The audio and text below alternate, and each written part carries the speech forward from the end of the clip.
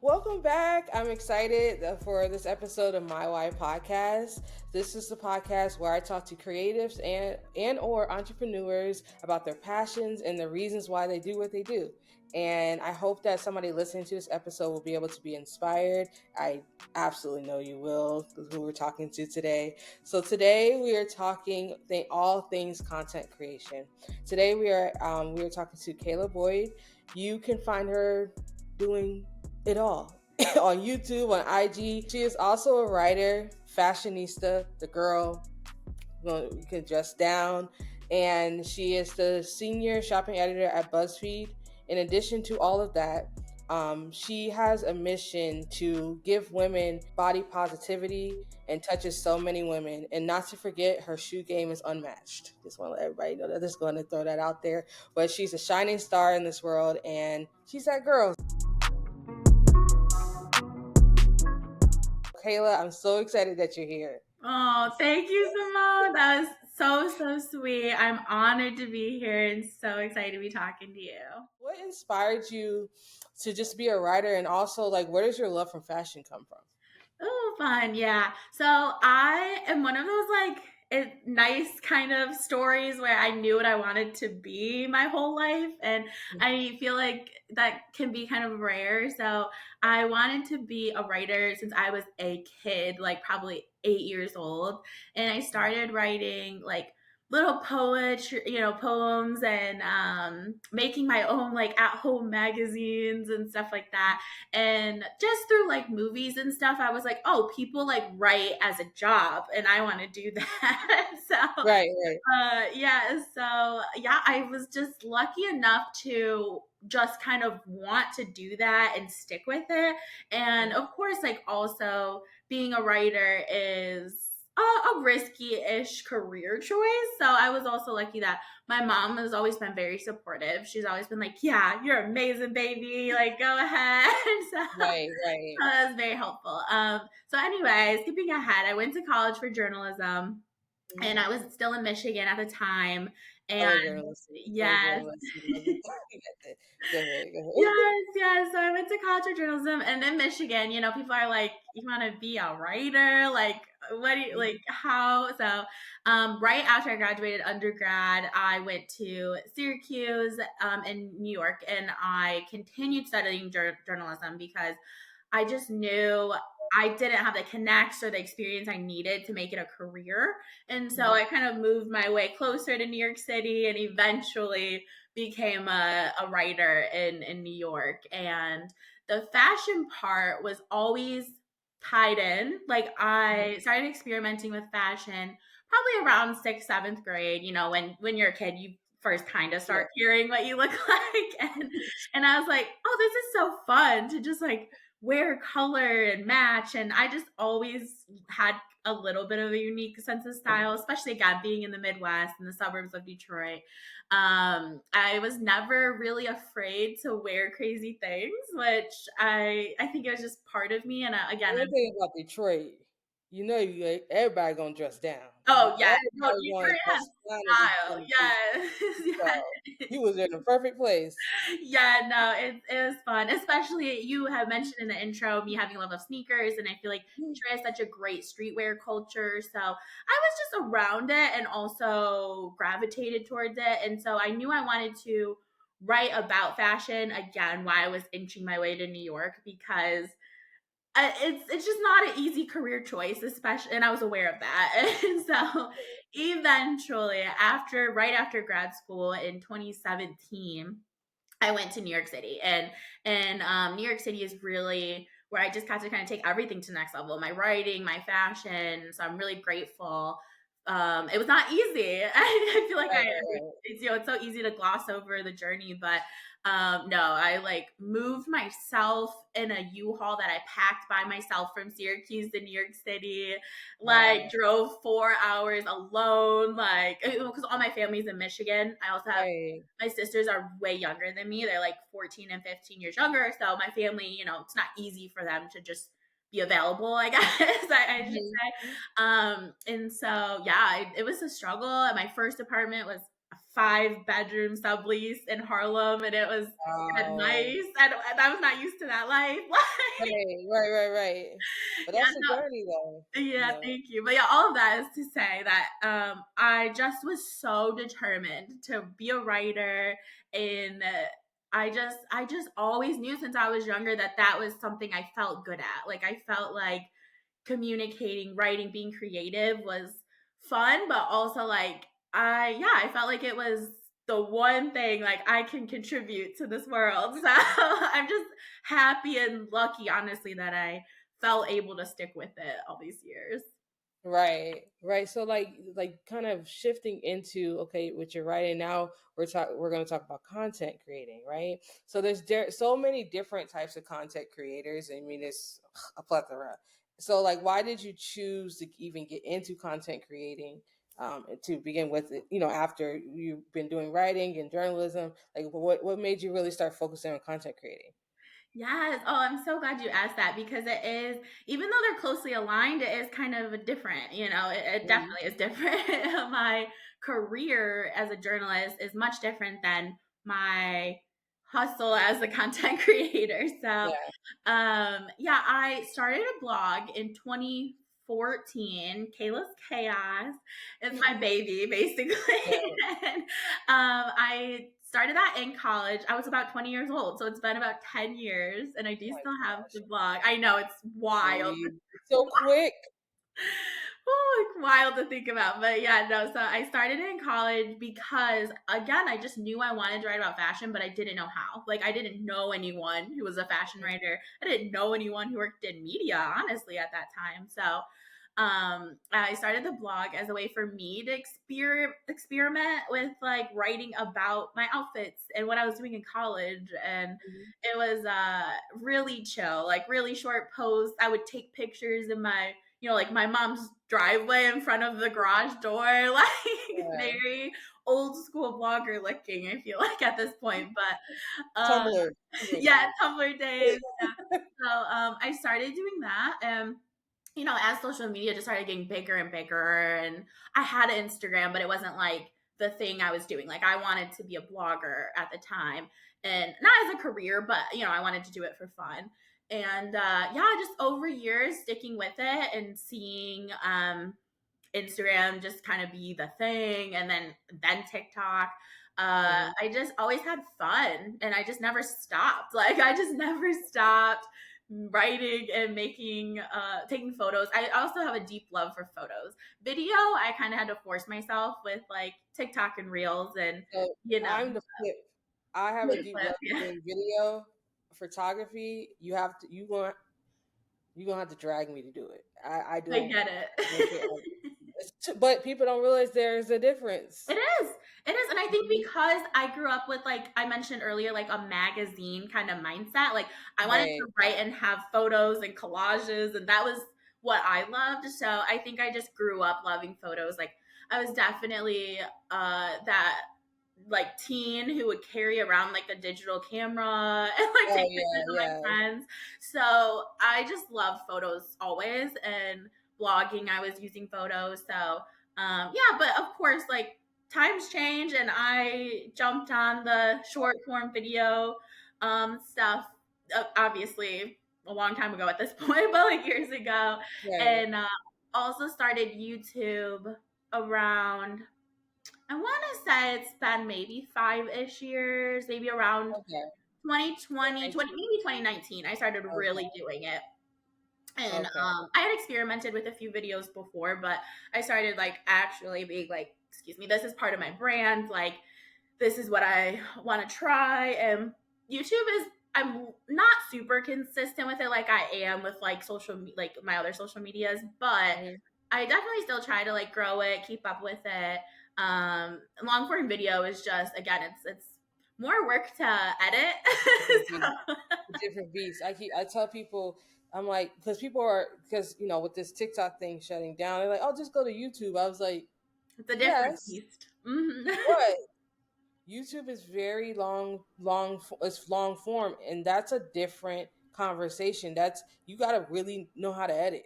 You got to Exactly. really know how to. You're making television basically. Honestly, you're making. Just people watch YouTube like TV, Yes. so you got Yes. to make something that will one people want to come back to, and it needs to be long form. Yep. And it's not 3 seconds, it's not 10 seconds. So it's a different conversation. 100%. It's so different. And I've grown to love YouTube. It took me a while because, again, it's a lot of work. It's just a lot of work to create, like you said, long form video in a way that keeps people's attention. So yeah, I've grown to love it. I definitely, that is something I do want to be more consistent. I definitely still keep it going. I feel like to really grow, you have to be pretty consistent on there. So yeah. So we kind of touched on it. So can you like kind of explain the differences in the different platforms and how you navigate them? Oh, yes.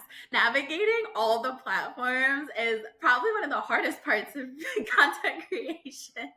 I feel like you kind of have to have, at least in a way, a main platform, because Mhm. it's exhausting if you don't. I mean, I do post all of them, but I would say my main platform for a while was my blog.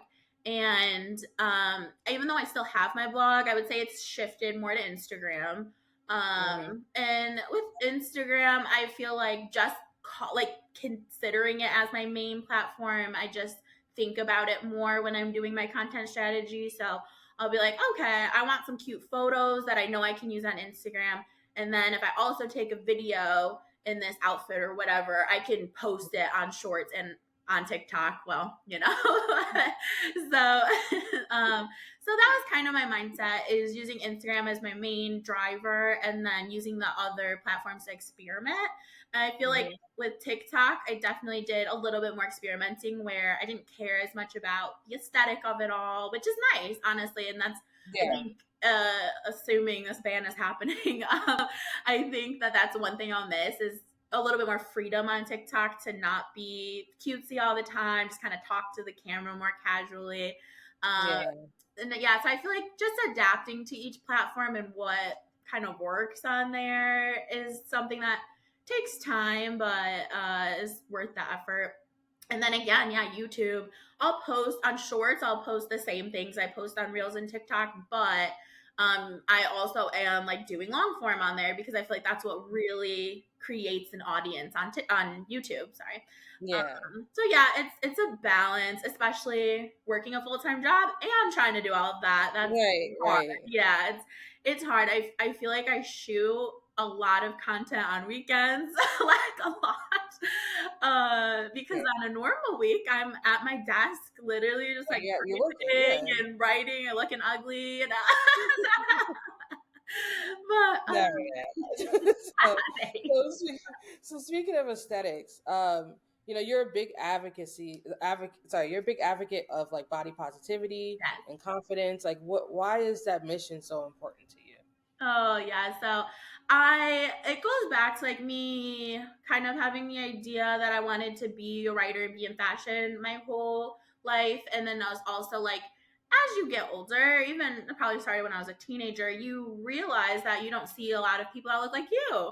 Like, Right. I've always been curvy, and I'm mixed, but I'm a black woman, and so I realized that you don't see a lot, especially in the early 2000s. Like, you don't see a lot of that in I just magazines. rewatched. Like, I don't mean to cut you, but I just rewatched Brown Sugar yesterday, and I realized when you looked at that movie, everybody was skinny mini. Yep, You looked like you was a video girl, and that's it.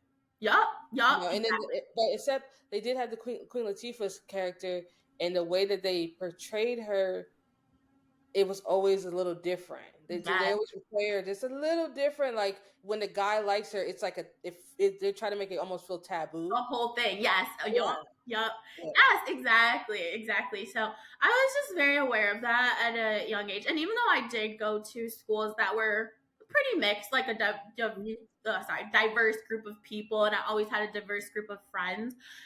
You're still just aware of that in media and in the yeah, movies we watch, the shows that we watch. So even though I wasn't as like, oh, I'm gonna be body positive. Like that wasn't a thing back then, but I just really always wanted to be confident and wanted to like help other people. Why are you so hard on your body? Like why are hmm you so afraid to wear color or so embarrassed to like be loud and have fun. Like I just always, luckily, I had like just some natural confidence, and I just wanted other women to have it. Like I just like Yeah. I'm gonna gift you this because I don't want you hiding yourself away or like worrying so much about what other people think. And as you get older and you just become more and more Yeah. aware of stuff like that, it became a core part of what I wanted to talk about. It's just like wear the colors, like have fun. And Yeah. moving to New York gave me confidence too, in a way of feeling like I can set a goal and I can do something. And becoming a writer, even, like I was like, I can do things that people thought I couldn't do. And so that brought a new aspect to my confidence as well, where I was just like, wow, people really will tell you can't do things, and you can't. Like you can do that. And it's like Right. such a basic realization, but it just made me want to share that with other women specifically. And yeah, so yeah, I feel like just now over time, again, as we get older, like weight fluctuates, and the world changes. Girl, yes. So And it, you have to, at some point, one thing I learned, at some point, I got to accept where I am. yes, exactly that. Because it may never change, no matter how. I'm not about to starve myself. I'm not about to do all the others. Like, I'm not about to get on a diet I'll never be able to keep up. And asking myself, why am I doing certain things to try to appease others, or can I actually get some acceptance within myself? And I'm at this point now. I mean, I'm about to be 33 this year. Like, I don't care what Yes, if you like me, or if I'm not your cup of tea, then let that be what it is, and I that's fine. I'm my cup of tea, yes, right? Like I period. can't. It's because your emotions will be going up and down all the time. It's just not Exactly. worth it. Exactly that.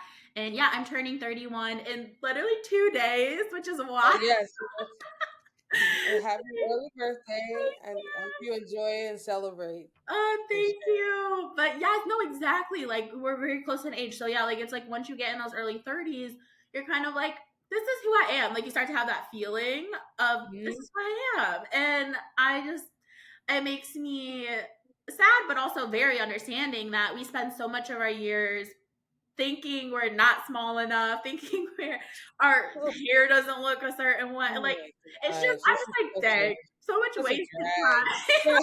It's such a drag. Because then you look at old pictures, you're like, what was I tripping about?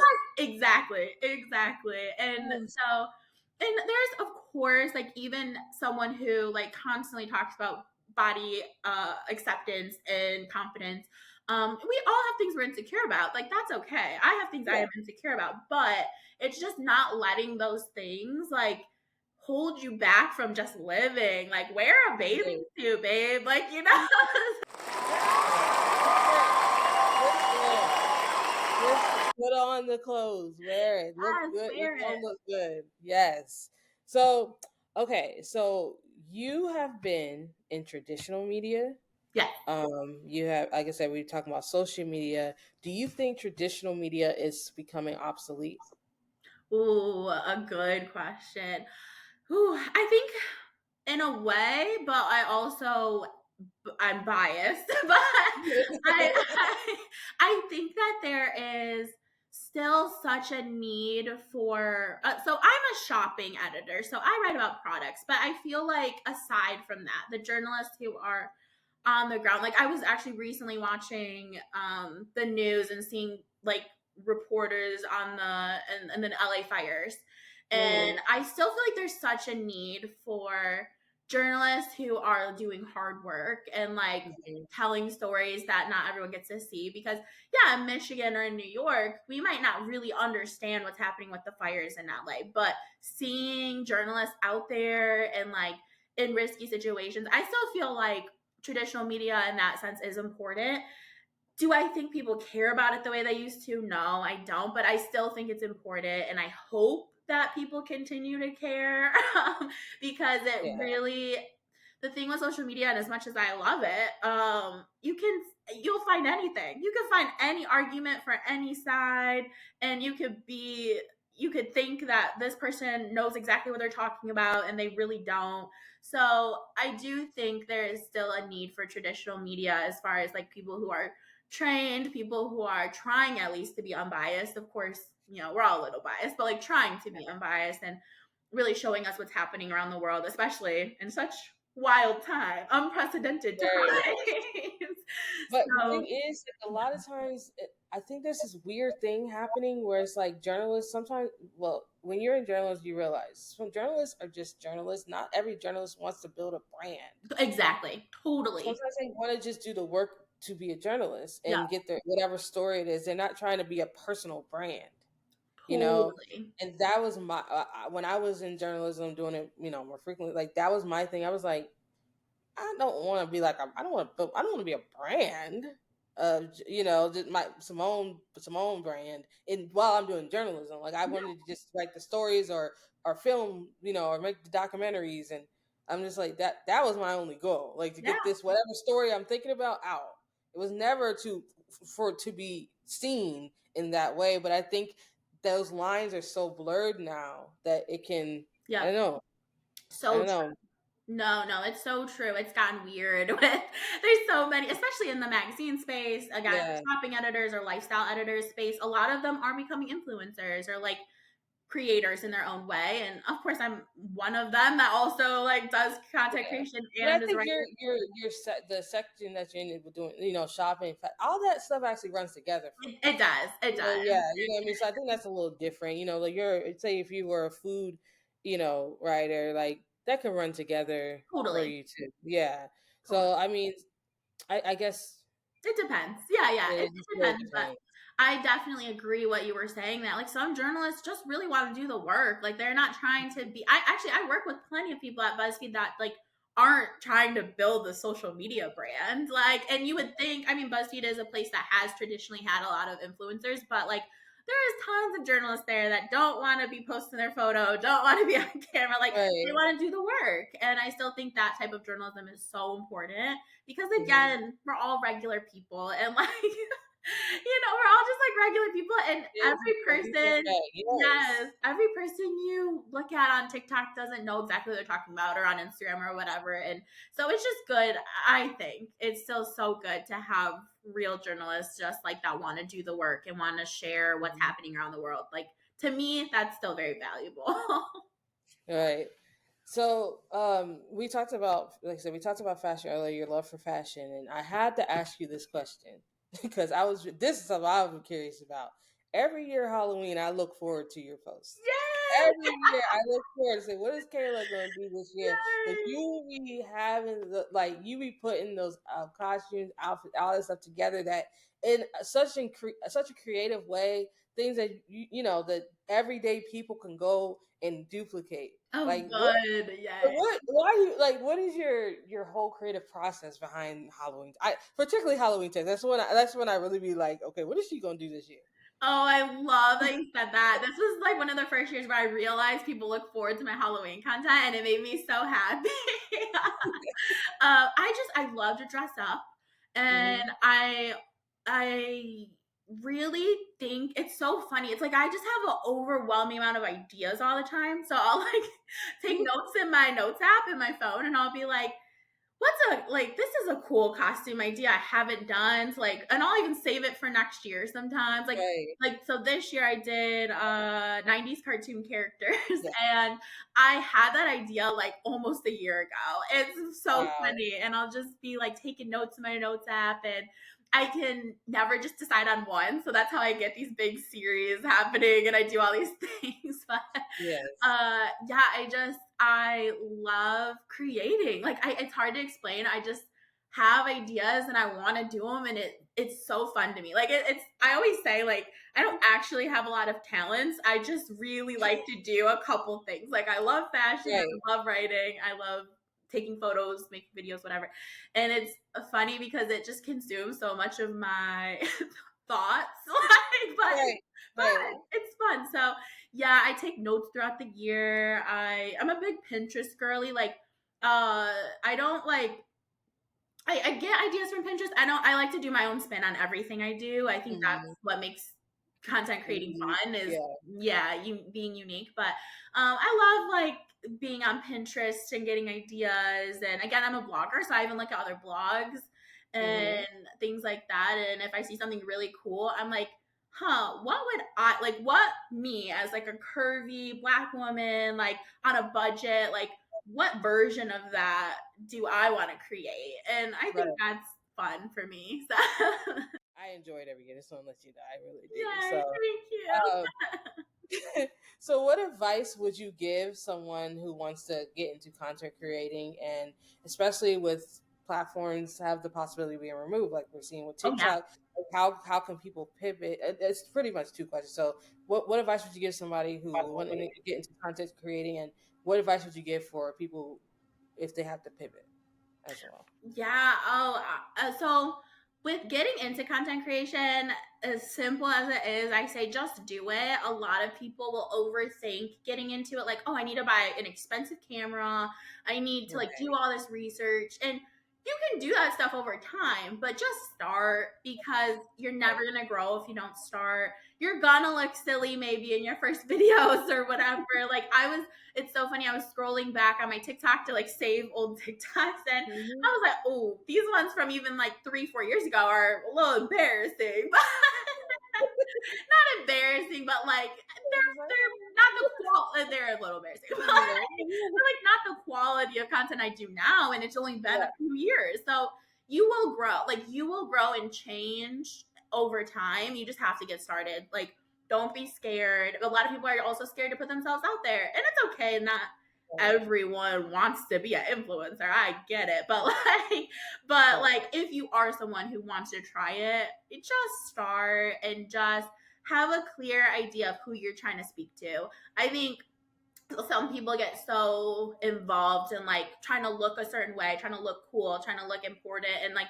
it's really not about that. It's really about like, who do you want to talk to? Like, who do you want to be in your community, and what do you want to tell them? And I think that's helped me a lot. Again, going back to like your why, like why do you want to do this? And I think having that in the back of your mind always is important. And then sorry, so the second part of that is with platforms also having the potential to just like disappear. I mean, you had MySpace, and it was as if like now it's as if it never existed, but MySpace was a time. Oh, 100. I love MySpace. Oh, My songs and my layout when I felt like it. Okay. Yes, being in high school, like coding. Yes.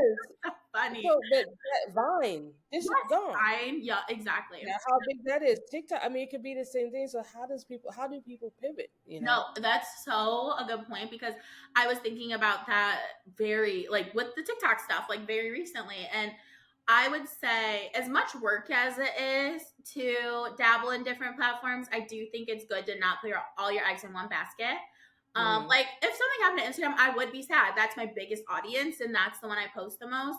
But I still have YouTube. I still have my blog. I still have whatever. So I wouldn't feel like I have like nothing anymore.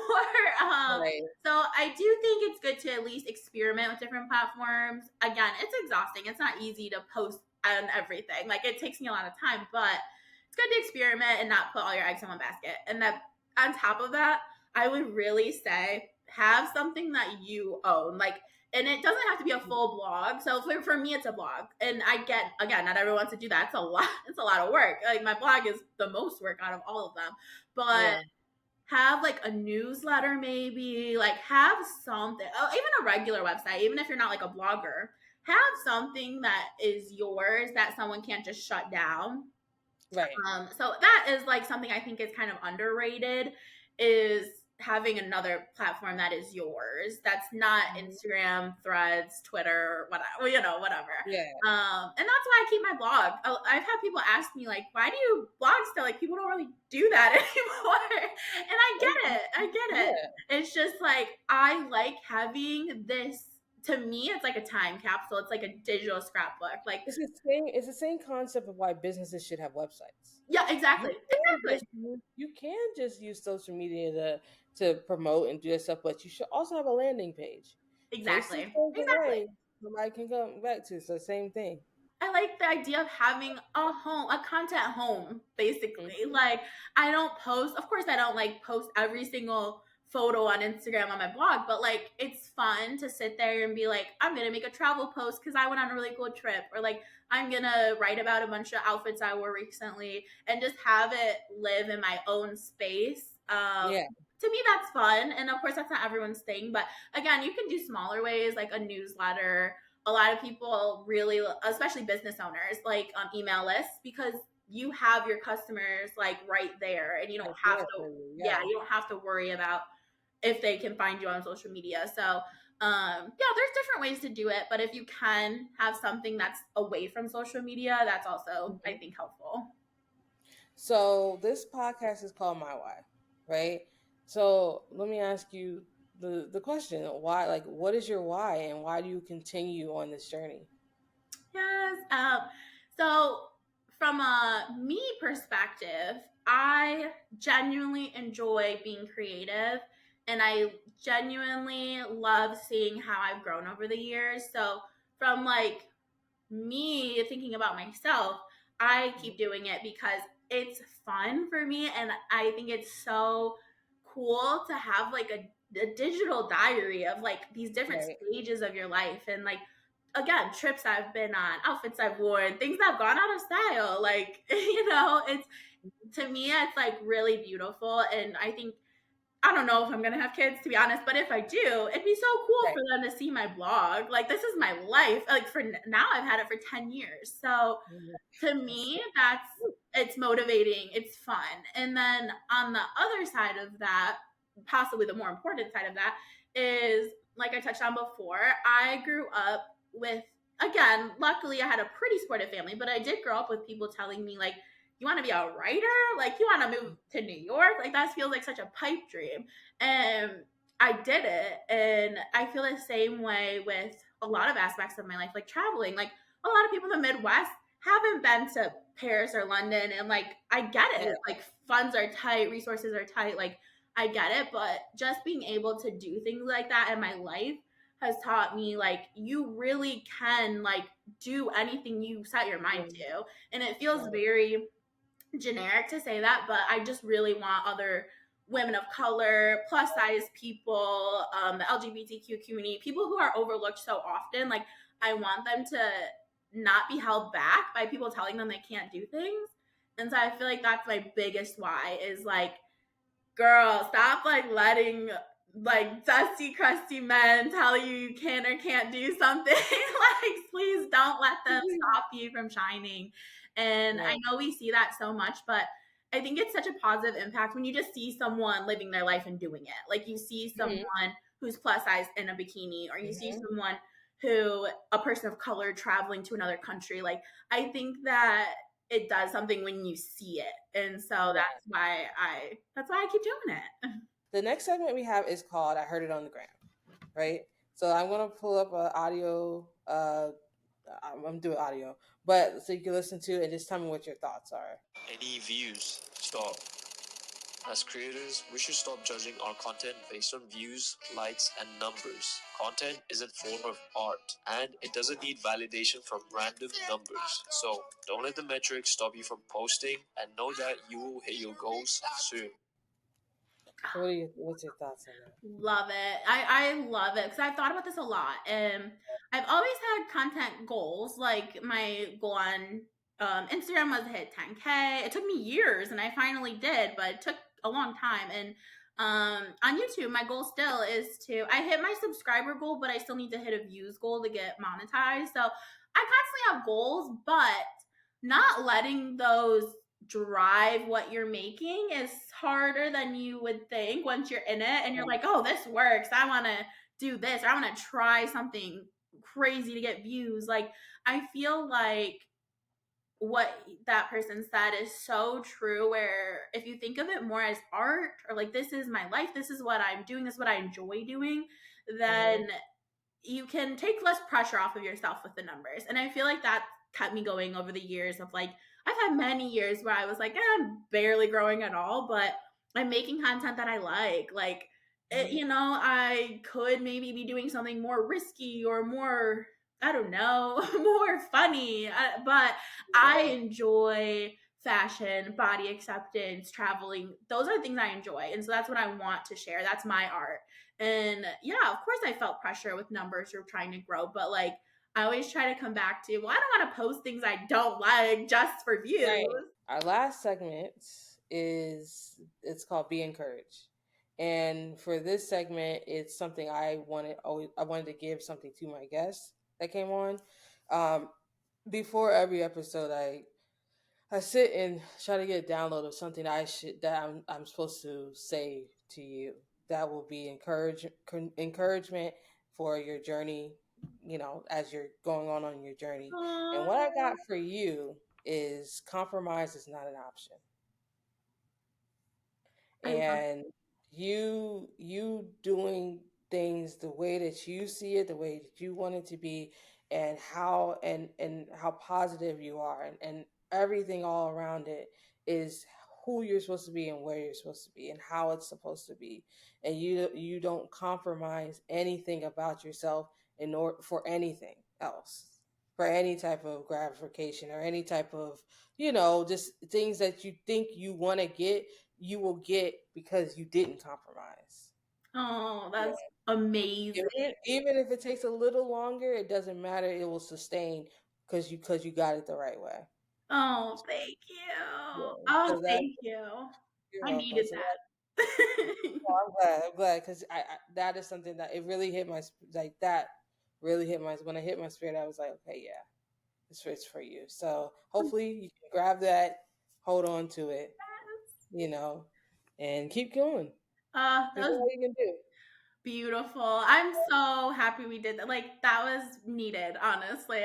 It's hard sometimes. I know sorry, I'm so long winded, but I guess that's what podcasts are for. But So you're good. You're good. but no, like lately, so I left New York about a year ago and came back to Michigan. Just, prices are really wild and I wanted to get my finances together. But it's adjustment every time you make a big life change to stay motivated with content. Like for so long, my content was very New York focused. And so moving back to Detroit area, I had to be like, you got to keep going, girl. And sometimes, it's harder, especially in the winter. Like there's It's times, cold. yeah, it's cold. It's cold in the D. So yeah, it's sometimes hard to feel motivated, or normal life things happen. You get your feelings hurt by a guy, which I did recently, and so like normal life things happen, loss happens, and it's hard to always stay motivated. So just remembering that, again, I love the idea of like your why, like just remembering why I do it, and continuing to do it in the way that I want to do it. Like, that was a great reminder. So I just really received that and appreciate it. Well, thank you. I'm glad you were able to. You're taking it in and you're hold on to it because you really matter in this world. Oh, thank you. Because the world, like the social media makes the world seem so like the chosen few. Yeah. And everybody's God's chosen few. Yeah, period. Nobody's not God's chosen few. So you just focus on the world that you are in. Yes. You have a part of a world, you focus on that part of the world, and you optimize yourself in that world, and it spreads by itself. You don't have to force yourself to any other world. Yes. It's your world. You know what I mean? So yeah. So it's do your thing. Keep doing your thing and keep growing and keep being the person that you are, because it's amazing. And like I said, you're a shining light. So oh, thank you, Simone. And to spin that back, thank you for doing this and just being such a amazing, sweet, beautiful person. Like it's so like this conversation, I didn't even know how bad I needed it. So thank you so much. And girl, keep doing it. I'm so excited for your journey as well. So just thank you. But yeah, like I said, I appreciate you being on the show today. This episode is going to be amazing, and I hope that anybody who listened to this episode, they were able to grab whatever they need from it, and they will have the confidence to go to fuel your passions and go after your dreams. So thank you for being on, and I'll see you guys next time. Bye.